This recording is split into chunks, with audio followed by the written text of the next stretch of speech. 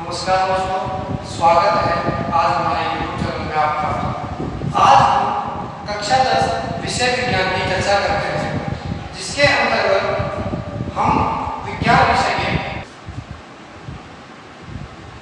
नमस्कार दोस्तों, स्वागत है हमारे YouTube चैनल पर। बहुत बहुत आभार। आज हम कक्षा 10 विषय विज्ञान की चर्चा करते हैं, जिसके अंतर्गत हम धीरे धीरे एक एक चैप्टर का अध्ययन करेंगे। आप भी हमारे साथ एक एक चैप्टर को अच्छे से वेरीफाई करें और अच्छे से अध्ययन करें, जिससे आप अच्छे से अच्छे नंबर ला सकें। सबसे पहले मैं आपको बताऊं, जो हमारी कक्षा 10 विषय विज्ञान है उसको 3 शाखाओं में बांटा गया है। वो जो 3 शाखाएं हैं वो है जीव विज्ञान, रसायन विज्ञान और भौतिक विज्ञान। ये जो तीनों शाखाएं हैं वो हमारी कक्षा 10 विज्ञान की पूरी किताब को कंप्लीट करती हैं। जो कक्षा 10 विषय विज्ञान का पेपर है वो कंप्लीट इन्हीं तीनों शाखाओं में से मिलकर बनता है, जो पूरा मिलकर के 80 नंबर का होता है। सबसे पहले हम जीव विज्ञान की चर्चा करते हैं। जीव विज्ञान में जो टोटल चैप्टर हैं वो हैं 4। पहला, दूसरा, तीसरा और चौथा चैप्टर जो है जीव विज्ञान है। सबसे पहले हम चर्चा करें जीव विज्ञान के प्रथम चैप्टर भोजन एवं मानव स्वास्थ्य।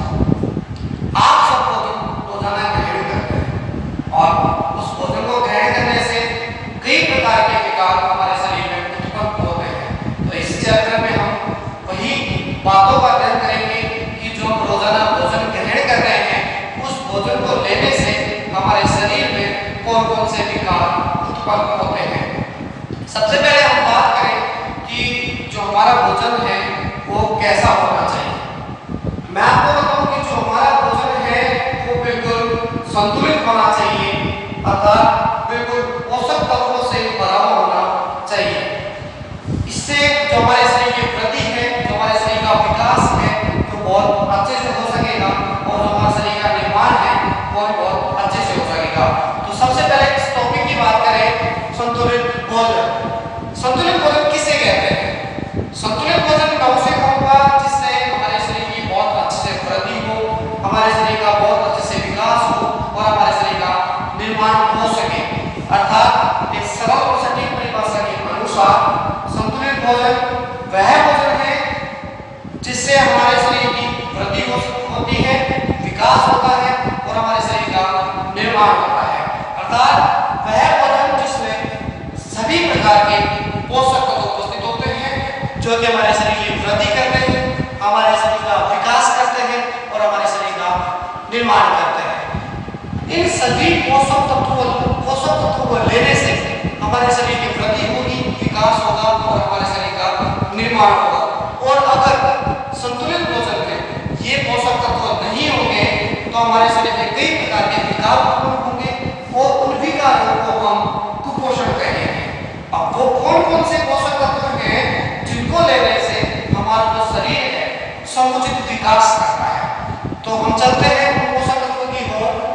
जो हम पोषक तत्व लेते हैं संतुलित भोजन में, उनमें मुख्यतः विटामिन, प्रोटीन, जल, कार्बोहाइड्रेट, खनिज लवण आदि प्रकार के होते हैं, जिनको लेने से जो हमारी बॉडी है वो डेवलपमेंट बहुत अच्छे से करती है।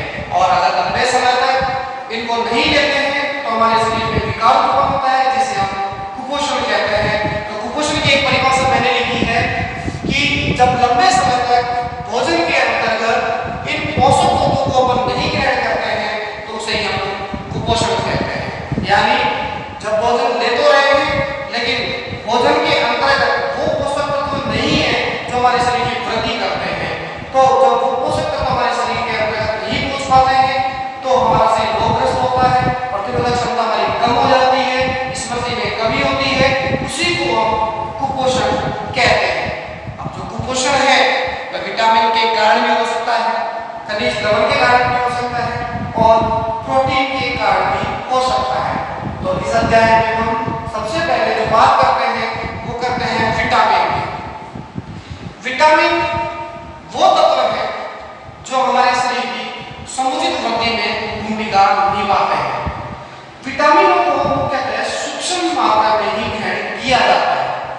इनकी सूक्ष्म मात्रा लेने से ही हमारे शरीर की अच्छे से वृद्धि हो जाती है, हमारे शरीर का अच्छे से विकास होता है और जो शरीर का निर्माण है वह अच्छे से होने लगता है।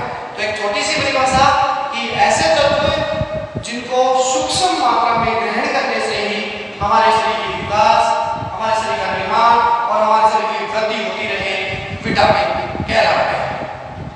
विटामिन की खोज किसने की थी, विटामिन का नाम किसने दिया था?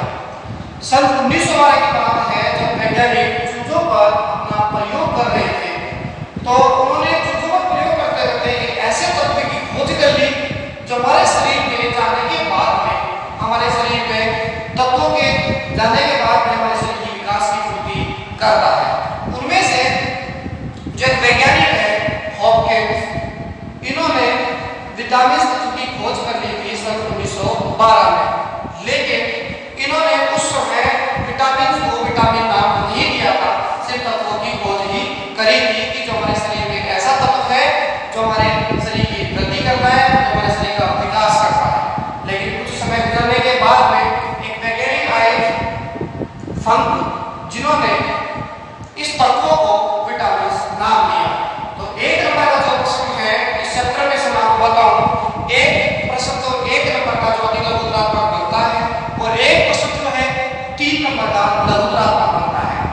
एक नंबर का जो प्रश्न है वो यहीं से पूछा जाता है जो अति लघुत्तरात्मक होता है। उसमें से जो पहला प्रश्न है वो है विटामिन की खोज किसने की? तो उत्तर सही है कि सन 1912 में हॉकिंस नामक वैज्ञानिक ने विटामिन समूह की खोज कर ली थी, लेकिन कुछ समय के बाद फंक नामक वैज्ञानिक ने विटामिन तत्व को विटामिन नाम दिया।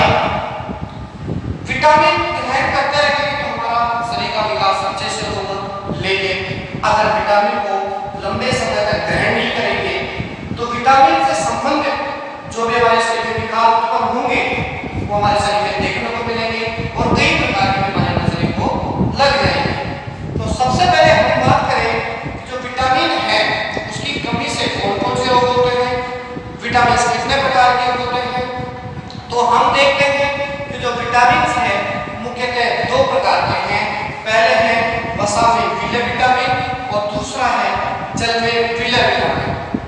वसा में विलय विटामिन मुख्यतः 4 प्रकार के हैं, vitamin A, vitamin D, vitamin E and vitamin के, जो कि वसा में विलय है। और जल में विलय विटामिन 2 प्रकार के हैं, vitamin B and vitamin C. हर बार परीक्षा में इस विटामिन से संबंधित एक नंबर का प्रश्न पूछा जाता है। उस प्रश्न में विटामिन का कोई भी नाम लेकर के उसका रासायनिक नाम या विटामिन की कमी से होने वाले रोग को पूछ लिया जाता है। तो विटामिन की कमी से कौन कौन से रोग हैं हम ये देख लेते हैं, और विटामिन के जो रासायनिक नाम हैं वो हम यहाँ देख लेते हैं। विटामिन के रासायनिक नाम आपको याद करने में थोड़ी कठिनाई होगी, इसके लिए मैं आपको एक सूत्र बताता हूँ जिसके कारण से जो विटामिन के रासायनिक नाम हैं जो आपका 1 नंबर है वो आप अच्छे से ला सकते हैं। तो ध्यान से देखिएगा कि जो मैं सूत्र लिख रहा हूँ वो है रक्त ए टोफिन। रक्त ए टोफिन ये एक सूत्र है जो कि विटामिन के रासायनिक नाम को आपको याद करवा सकता है। रक्त ए टोफिन ये सूत्र कैसे वेरीफाई होगा? सबसे पहले जो विटामिन है उनको आप सीक्वेंस रूप में लिखिए, अर्थात सबसे पहले vitamin A, second vitamin B, third vitamin C, vitamin D, vitamin E and vitamin K. एक सीक्वेंस फॉर्म में विटामिन का नाम लिखने के बाद में जो हमने एक सूत्र लिखा है रक्त एक टोफिन, उसको भी हम इन विटामिन के सीक्वेंस में लिख देते हैं। सीक्वेंस में लिखने का मतलब है कि रक्त एक टोफिन विटामिन बी के अंतर्गत है, बी में, ए सी, के डी में एंड ई में तो और के में सी, यानी रक्त एक टोफिन vitamin A B C D E के को हमने सीक्वेंस में लिखा। इसी प्रकार रक्त एक टोफिन को भी हमने सीक्वेंस में लिखा। इससे रासायनिक नाम आप कैसे याद करेंगे वो देखिए कि जो विटामिन ए है वो रे से स्टार्ट है, अर्थात विटामिन ए का रासायनिक नाम रेटिनॉल है। विटामिन ए का रासायनिक नाम रेटिनॉल है। विटामिन बी अपने बारे में सूत्र में है आया, इसलिए इसका जो रासायनिक नाम है वो है थायमिन। ऐसे ही जो सीक्वेंस में लिखा है विटामिन सी का सीक्वेंस ए आ रहा है, इसलिए इसका जो रासायनिक नाम है एस्कॉर्बिक एसिड यानी अम्ल है। ये जो विटामिन है एक सूत्र है बिल्कुल सीक्वेंस में याद करने का, जो आपको बहुत अच्छे से याद हो जाएगा। विटामिन डी जो है कैसे स्टार्ट है, यानी हम इसे याद कर सकते हैं कैल्शियम फेरो। विटामिन ई टो से है, यानी इसे हम याद कर सकते हैं टोको फेरो। लास्ट विटामिन जो अपने पास में है विटामिन के, फिर से स्टार्ट है तो कई जगह से फिलोक्विनोन भी कहा जाता है, कई जगह से फाइलोक्विनोन भी कहा जाता है। तो हम इसे फिलोक्विनोन भी लिख सकते हैं और फाइलोक्विनोन भी लिख सकते हैं, अलग अलग राइटर के द्वारा ये चीज लिखी जाती है। तो हमने देखा कि विटामिन जो है मुख्यतः दो प्रकार के हैं, वसा में विलय विटामिन और जल में विलय विटामिन। मैं आपको बता दूं कई बार विटामिन मुख्यतः कितने प्रकार के होते हैं नाम लिखिए, तो आपके द्वारा गलती ये की जाती है कि जो विटामिन है निम्न प्रकार के होते हैं ए बी सी डी ई के, ये गलत है। विटामिन मुख्यतः दो प्रकार के होते हैं, वसा में विलय विटामिन और जल में विलय विटामिन। वसा में विलय विटामिन चार प्रकार के हैं, vitamin A, vitamin D, vitamin ई और विटामिन के। और जल में विलय विटामिन दो प्रकार के हैं, विटामिन बी और विटामिन सी। इन सभी के रासायनिक को याद करने के लिए हमने एक सूत्र बनाया है रक्त एक टॉफी, जिसको हम विटामिन के सीक्वेंस में लिख लेंगे और उसको याद करने की कोशिश करेंगे। सबसे पहले है विटामिन ए, जिसमें रक्त एक टॉफी में रह आ रहा है, तो विटामिन ए से रेटिनॉल है, विटामिन बी से थायमिन है, विटामिन सी से एस्कॉर्बिक है, विटामिन डी से कैल्शियम है और विटामिन ई से टोकोफेरोल है और विटामिन के से फाइलोक्विनोन है। ये एक नंबर का प्रश्न आपकी परीक्षा में हमेशा पूछा जाता है किसी भी विटामिन का रासायनिक नाम देकर। अब बात करें विटामिन की कमी से कौन कौन से रोग हो सकते हैं, तो हम चलते हैं विटामिन ए की ओर। विटामिन ए की कमी से मुख्यतः रतौंधी रोग यही रोग होता है। रतौंधी जो रोग है उसमें व्यक्ति को रात्रि अंधकार अर्थात प्रकाश से रात में दिखाई नहीं देता है। विटामिन बी की वजह से वेरिएबल रोग होता है, जिससे जो हमारी हृदय की धड़कन है, हार्ट बीट है, वो कम होने लगती है। विटामिन जो सी है उसकी वजह से स्कर्वी रोग होता है, जो कि मसूर से को लाता है। विटामिन डी जो कि हड्डियों को कमजोर करता है, जो हमारी हड्डियां हैं पैरों की हड्डियां उनको कमजोर करता है, उनके घुटने जो है पास में ला देता है। तो पैरों की हड्डियों को कमजोर होना विटामिन डी के मुख्य लक्षण हैं। जो आपके बोर्ड परीक्षा का प्रश्न पत्र है मॉडल, उसमें पहला प्रश्न ये है कि पैरों के हड्डियों का मुड़ जाना कौन सी विटामिन की कमी के लक्षण है, तो इसका सही उत्तर है पैरों के हड्डियों का मुड़ जाना विटामिन के लक्षण है।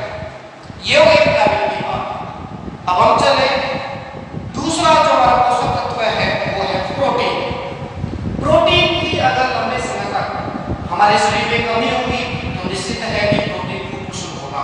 कुपोषण का मतलब मैंने आपको बता दिया कि लंबे समय तक जब हम पोषक तत्व ग्रहण नहीं करेंगे तो इन पोषक तत्वों की कमी से हमारे शरीर में जो विकार होगा वही कुपोषण कहलाएगा, जो कि विटामिन की वजह से भी हो सकता है और प्रोटीन खनिज लवण की वजह से भी हो सकता है।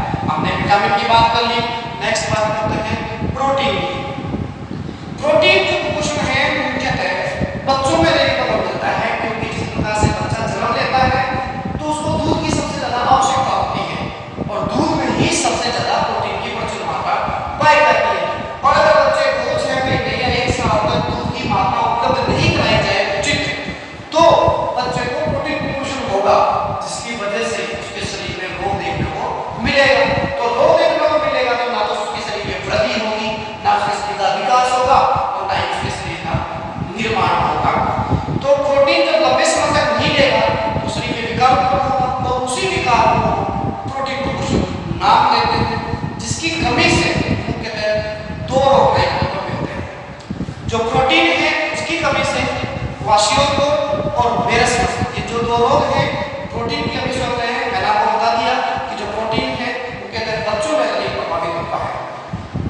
जो क्वाशियोरोग नामक रोग है जो कि प्रोटीन की कमी से हो रहा है, उसमें ये होता है कि जो बच्चा है प्रोटीन को ग्रहण नहीं किया तो उसके शरीर में फुलावट आती है।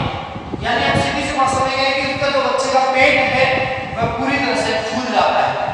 उस बच्चे का जो स्वभाव है पूरी तरह से चिड़चिड़ा हो जाता है और उसकी जो स्किन है वह बिल्कुल पीली हो जाती है, सुस्त हो जाती है, सूख जाती है और धब्बे धब्बे उसके पूरे शरीर में होने लग जाते हैं और धब्बे होकर के जो उसकी स्किन है वह फटने लगती है। तो ये मुख्यतः किसकी वजह से हुआ? प्रोटीन कुपोषण की वजह से, क्योंकि उसने लंबे समय तक प्रोटीन को पर्याप्त मात्रा में नहीं लिया। दूसरा जो रोग है वो है मेरसिस। प्रोटीन की कमी से क्वाशियोरोग नामक रोग भी होता है और दूसरा है मेरसिस।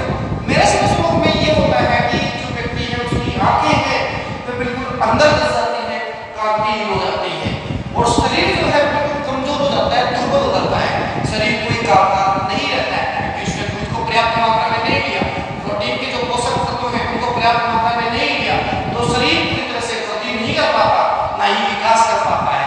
तो विकास नहीं कर पाने से उसका जो शरीर है बिल्कुल दुर्बल और कमजोर हो जाता है। ये होता है प्रोटीन कुपोषण की वजह से। अब बात करें कि 3 नंबर का जो प्रश्न है वो प्रोटीन से बनता है।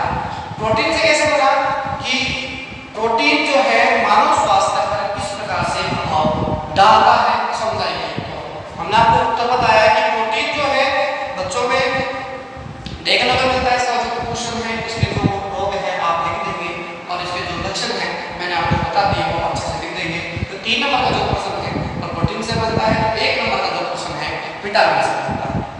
नेक्स्ट चले खनिज कुपोषण। अभी तक लगभग हमारे वर्तमान में 32 से 33 प्रकार की खनिजों की खोज हो चुकी है जो हमारे शरीर के लिए, हमारे शरीर के संचालन के लिए बहुत ही महत्वपूर्ण भूमिका निभाते हैं। हम रोजाना कोई ना कोई भोज्य पदार्थ में खनिजों को ग्रहण करते हैं और रोजाना भोज्य पदार्थों में अगर खनिजों को हम ग्रहण नहीं करेंगे तो हमें भी पता है कि कोई ना कोई विकार उत्पन्न होगा और जो विकार है वो खनिज कुपोषण कहलाएगा। अब खनिज जो कुपोषण है अर्थात लंबे समय तक हमारे शरीर में खनिज की कमी होगी तो वह क्या कहलाएगा? खनिज कुपोषण कहलाएगा। जो खनिज है अब कौन कौन से हैं जो हमारे शरीर की पूर्ति करते हैं और उनको अगर हम नहीं ग्रहण करते तो हमारे शरीर में कौन कौन से रोग देखने को मिलते हैं। जिनमें से मैं आपको बताऊं कि जो लोह तत्व है आयरन, हमारे शरीर में आयरन की बहुत अधिक जरूरत होती है और अगर हमारे शरीर में आयरन की कमी हो जाती है, लोह तत्व की कमी हो जाती है तो शरीर में यानी खून की कमी हो जाती है। सीधी सी बात है, खून की कमी हो जाती है यानी उसको अगर विज्ञान के पास समझ आए तो रक्तहीनता हो जाती है जिसके कारण चेहरा बिल्कुल पीला पड़ जाता है। ये हो गई लोह तत्व की बात। दूसरी है कैल्शियम। अभी मैंने आपको बताया था विटामिन के में कि जो स्पेरो की हड्डियां हैं वो टूट जाती हैं यानी कैल्शियम की कमी हो जाती है और जो हमारा जो खनिज तत्व दूसरा है कैल्शियम वो हड्डियों को कमजोर करता है। अगर हमारे शरीर में पूरी तरह से कैल्शियम की पर्याप्त मात्रा नहीं है, उचित मात्रा नहीं है तो हमारे शरीर में जितनी भी हड्डियां हैं उनको कमजोर करने में महत्वपूर्ण भूमिका कैल्शियम से बनती है। ऐसे ही जो आयोडीन है उसको हम रोजाना ग्रहण करते हैं लेकिन इसको लंबे समय तक ग्रहण नहीं करने से भी हमारे शरीर में एक रोग उत्पन्न होता है जिसका नाम है घेंगा रोग। घेंगा मतलब जो आपने छोटे अक्षर में पढ़ा है गलगल रोग, जिसकी वजह से गला जो सूखकर लटक जाता है, गला सूखकर लटक जाता है जो कि मुख्य कारण आयोडीन का होता है। तो आज हम क्या चर्चा किए कि जो भोजन है जो हम ग्रहण कर रहे हैं उसका जो मानव स्वास्थ्य पर क्या क्या प्रभाव देखने को मिल रहा है। इसमें संतुलित भोजन की बात की जो कि सभी पोषक तत्वों से मिलकर बनता है और कोई भी पोषक तत्व की कमी हो जाती है तो कुपोषण हो जाता है, जिसमें से हमने विटामिन की बात की।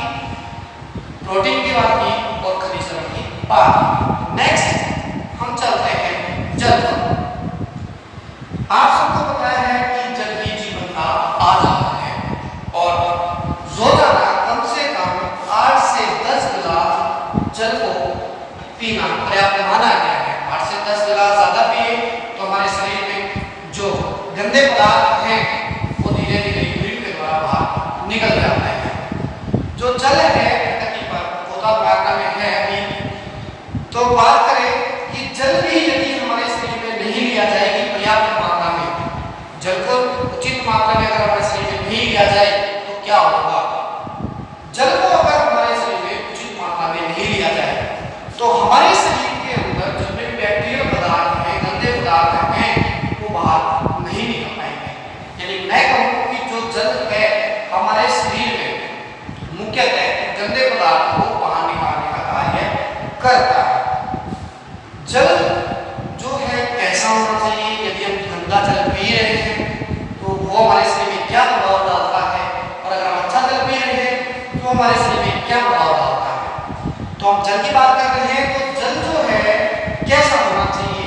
आपकी जो परीक्षा है उसमें 3 नंबर का प्रश्न पूछा जाता है कि जो पीने वाला जल है वह कैसा होना चाहिए, मतलब पीने योग्य जल के क्या क्या गुण होने चाहिए।